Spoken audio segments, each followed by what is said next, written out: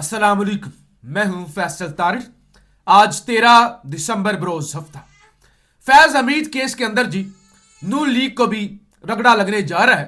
यानी अगर नून लीग को यह लग रहा था वो बड़ी चालाकी से काम लेगी, फैज हमीद को सिर्फ पीटीआई के साथ जोड़ेगी और इमरान खान की मुश्किलात में मजीद इजाफा करेगी, तो ऐसा मुमकिन नहीं है। जमीनी हकायक को अगर देखा जाए तो फैज हमीद से सबसे ज्यादा फायदा नून लीग ने उठाया है। इस हवाले से हामिद मीर की जानब से कुछ बड़े इंकशाफात किए गए हैं जो इस वीडियो के अंदर हमने आपके सामने रखने हैं। फिर कैदी नंबर 804, अगरचे मुलाकातें नहीं हो रही, अगरचे ख्वाहिश है नवाज शरीफ साहब की, वो देखे ना क्या दावा किया था आसमा शराजी साहिबा ने कि नवाज शरीफ ये मुतालबा कर रहा है कि जनरल साहब का यानी फील्ड मार्शल साहब का नोटिफिकेशन तब होगा, पहले वो यकीन दहानी करवाएं कि इमरान खान की रिहाई हो, जबकि ऐसा तो नहीं है। हामिद मीर साहब का यह भी दावा सामने आया ना, उन्होंने कहा भाई नवाज शरीफ तो यह चाहता है बाजवा को भी सजा हो, जज्जों को भी सजा हो और इमरान खान जेल के अंदर ही रहे। तो यह तो वो कहते हैं झूठ है कि नवाज शरीफ इमरान खान की रिहाई चाहता है। तो लिहाजा इन तमाम तर मगरमच्छ जो इमरान खान के खिलाफ पड़े हुए हैं, कौन सी इमरान खान के लिए आवाज उठी है, कौन सी मदद आई है, इस हवाले से भी हमने बात करनी है। और भी अहम खबरें हैं। आपसे गुजारिश है इस यूट्यूब चैनल को जरूर सब्सक्राइब करें, वीडियो को लाइक करें, शेयर करें और अपनी राय का इजहार जरूर किया करें। सबसे पहले 13 दिसंबर का दिन है। जो लोग मुझे पाकिस्तान से देख रहे हैं उनके लिए एक अहम खबर मौसम से जुड़ी हुई है। आज महकमा मौसमियात ने यह बताया है। यह खबर इसलिए अहम है क्योंकि पाकिस्तान के अंदर जाहिर है जब मौसम खराब होता है ना तो हादसात होते हैं, चाहे पहाड़ी इलाकों के अंदर या मैदानी इलाकों के अंदर, फिर बीमारियां और किसानों के लिए बेशुमार मसाइल होते हैं। तो इसलिए वीडियो के शुरू के अंदर आपको यह बता रहा हूं कि महकमा मौसमियात ने यह बताया है कि आज 13 दिसंबर से 16 दिसंबर तक, चाहे वो गिलगित बल्तिस्तान हो, केपी हो, मरी हो, रावलपिंडी, इस्लामाबाद हो, खित्ता पोठवार हो, सिंध हो, पंजाब हो, धुंध भी पड़ सकती है, बादल, ठंडी हवाएं, पहाड़ों पर बर्फबारी और बारिश का इम्कान है।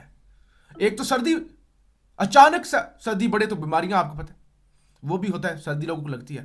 फिर किसानों ने जो फसलों के लिए चीजें करनी होती है तो जाहिर है मौसम का पता हो तो उस हवाले से चीजें हैं। फिर कुछ लोग सैर सपाटे पर निकल जाती है क्योंकि आज हफ्ता है, वीकेंड है, तो फिर लोग निकल जाते हैं पहाड़ों की तरफ।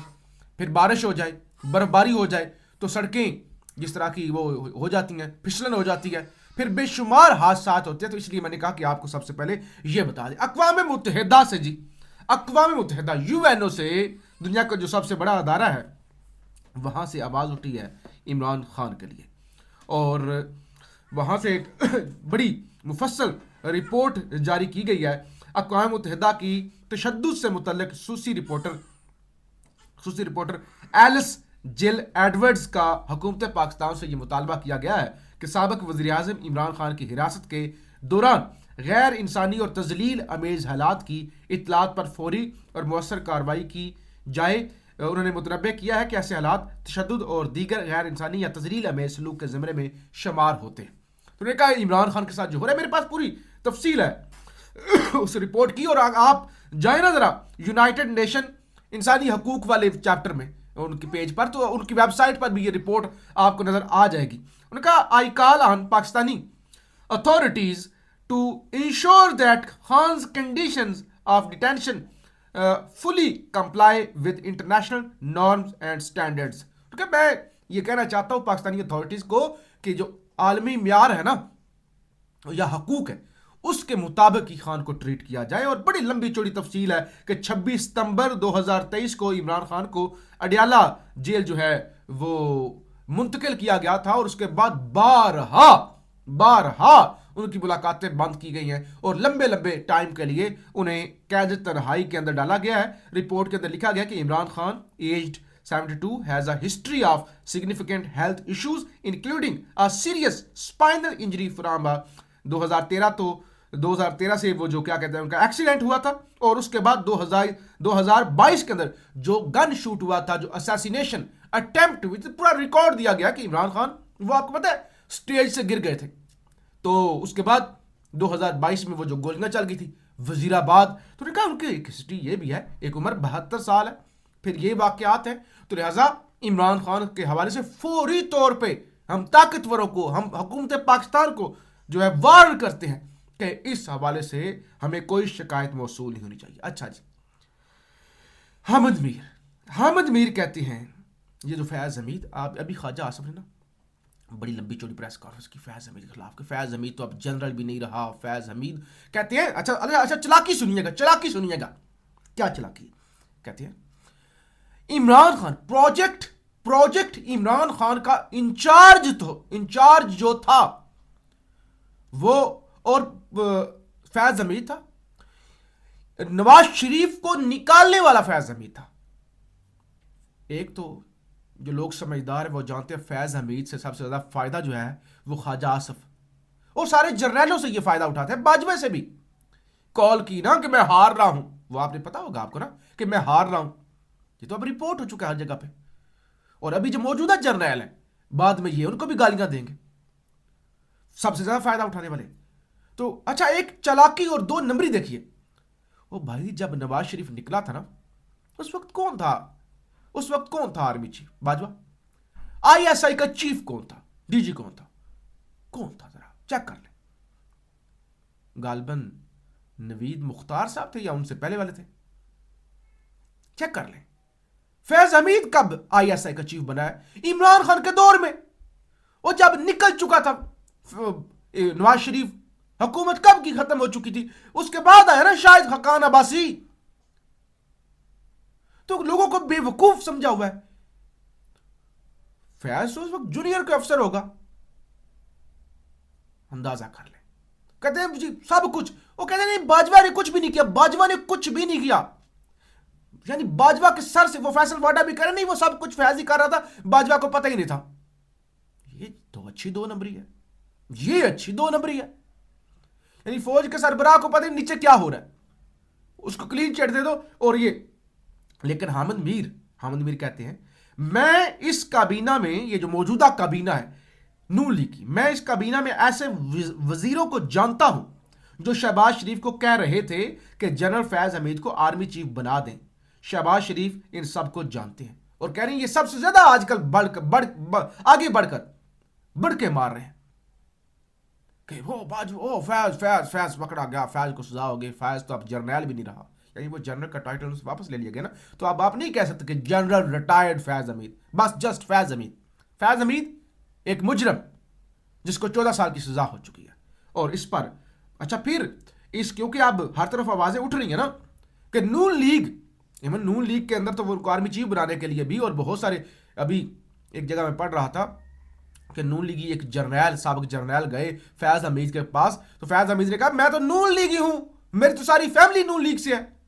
لیکن اب اس تاثر کو زائل کرنے کے لیے آج انصار عباسی کا ایک آرٹیکل آیا ہے، خبر آئی ہے نا، باخبر ذریعے کے مطابق 14 سال قید کی سزا پانے والے سابق D G I S I lieutenant general retired Faiz Hameed پر یہ الزام بھی عائد ہوا ہے کہ وہ ریٹائرمنٹ کے بعد بعض ایسے ڈاکومنٹس اپنے ساتھ لے گئے جو وہ پاس رکھنے کے مجاز نہیں تھے، یعنی کچھ ایسے خفیہ ڈاکومنٹس تھے جن کی فیض حمید کو ریٹائرمنٹ کے بعد اجازت نہیں تھی پاس رکھنے کی، وہ فیض حمید نے پاس رکھے۔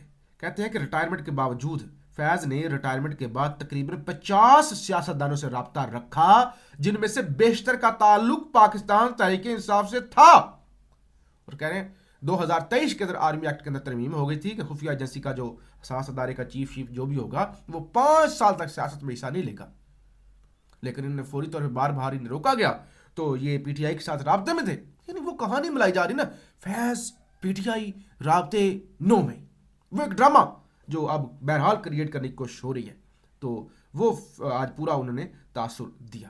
دوسری طرف یہ جو کچھ چل رہا ہے، حفیظ اللہ نیازی کہتے ہیں اگر ملک کی 2 بڑی طاقتیں فوج اور عوام عمران خان کے ساتھ ہے، اور ظاہر دوسری طرف فوج ہے، شیر و شکر نہ ہو پائیں، یعنی ایک نہ ہو پائیں، صلح نہ ہو پائی، تو پھر لکھ لیں موجودہ تناؤ اور ٹکراؤ ملک کے لیے جان لیوا ثابت ہوگا، ملک ٹوٹ سکتا ہے، یہ بتا رہے ہیں۔